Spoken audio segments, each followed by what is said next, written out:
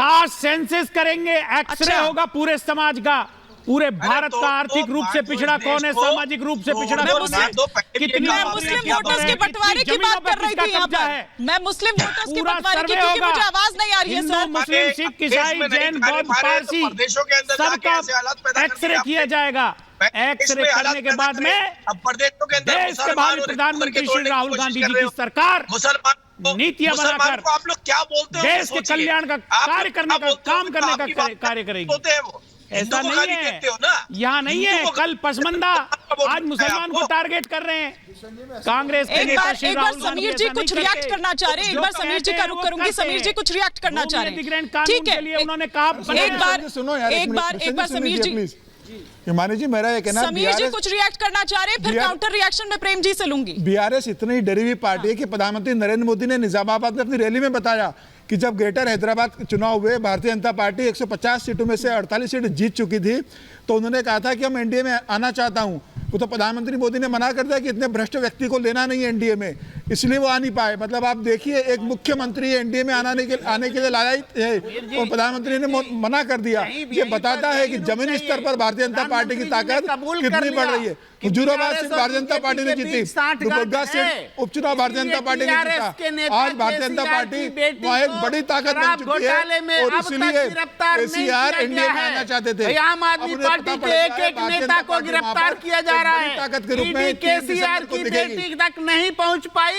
इसका प्रमाण मुसलमानों के लिए अलग से लेके आ जाए। केसीआर उनके पास पहुंचे थे और इन दोनों के बीच अंदर खाने हो गया है गठबंधन। तेलंगाना के ओबीसी, आदिवासी, एससी एसटी मतदाता भारतीय जनता पार्टी के साथ देने जा रहे हैं। लेकिन आप राहुल गांधी को देखिए, 3 दिसंबर को भारतीय जनता पार्टी एक बड़े दल के रूप में उभरेगी। के खिलाफ ईडी चला जाता है, राहुल गांधी के खिलाफ तमाम मामले चुनाव आचार संहिता के लग जाते हैं, लेकिन केसीआर और उनकी बेटी के खिलाफ कुछ भी नहीं होता।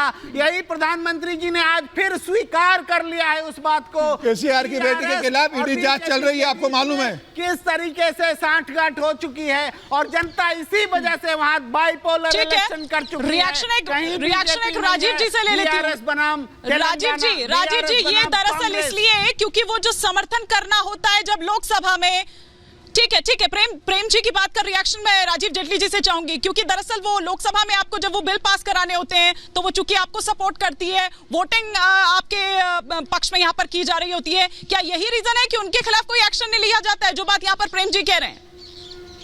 देखिए, हमें तो बार बार अप्रोच किया गया, प्रधानमंत्री जी ने भी इस बात को कहा कि हमें तो बार बार अप्रोच किया गया दोस्ती करने के लिए, लेकिन हम उनसे कैसे दोस्ती कर लेते हैं बताइए?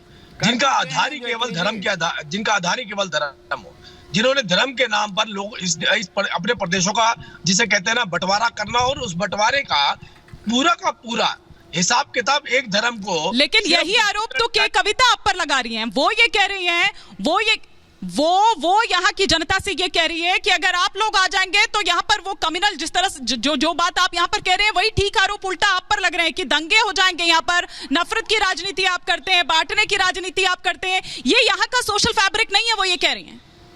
अरे भाई, तो आप ये सोचिए ना हिमानी, एक बात सोचिए, अगर उस प्रदेश के अंदर सबके हाथ बांध दिए जाएं, सबके पैर बांध दिए जाएं, उनको बोलने की आजादी ना हो, किसी को पूरी तरह से छूट दे दी जाए, ऐसी व्यवस्थाओं के चलते अगर वहां पर कुछ नहीं हो रहा है, तो आप सोचिए कितनी दमनकारी नीति अपना रखी है। हम आए तो हर प्रदेश में हर नागरिक को एक जैसा व्यवहार किया जाएगा, एक जैसा बंटवारा किया जाएगा संसाधनों का।